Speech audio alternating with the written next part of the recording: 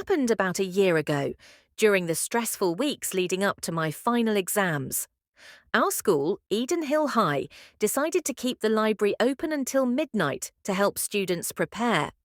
I loved the quiet atmosphere there, so I always preferred studying in the library rather than at home. That evening, I left for the library at 6 o'clock, completely focused on my work. Time seemed to fly by as I immersed myself in my books. When I finally looked up, it was 10 p.m. By then, the library was silent, unnervingly silent. Normally, I would have left by 8 when there were still other students around, but now I was completely alone. I told myself, just 15 more minutes and I'll head home. But then I heard it. Someone was limping. Slow, uneven footsteps echoed through the library. My heart began to race. I glanced around, but I couldn't see anyone. I shook it off, thinking, it's nothing, just my imagination. But the sound kept getting closer. I grabbed my things and walked toward the exit. The long corridor outside the library stretched ahead of me, dimly lit by flickering fluorescent lights. That's when I saw her, a woman, standing at the end of the hall. I stopped, frozen in my tracks. Something about her felt wrong. As I took a hesitant step closer, the air grew heavy. "Who's there?" I called out. The woman vanished, paused dramatically, shift to a tone of quiet relief. I let out a shaky breath and hurried toward the exit. Outside, the street was strangely empty. Normally this road would be busy, even at night, but now it was completely deserted.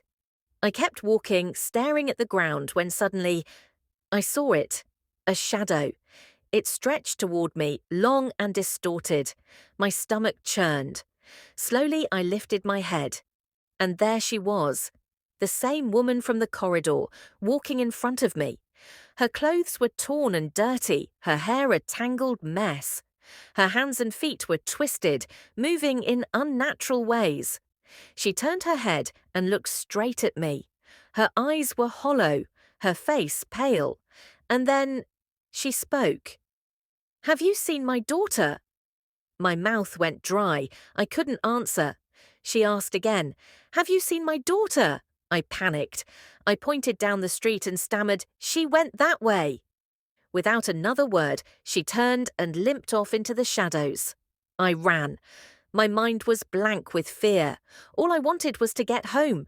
But then, from far behind me, I heard her scream, "She is here!" The next thing I knew, I was waking up in my neighbour's house. He told me he'd found me unconscious outside. That's when I learned the truth. In 1998, a woman named Agatha lost her daughter in a tragic accident at our school. She spent weeks searching for her child, wandering the halls and streets before she passed away. But her spirit never moved on. To this day, Agatha roams Eden Hill, searching for her daughter, unable to accept her loss. And if you're ever near the school library at night, you might just hear her limping footsteps, still searching, still waiting.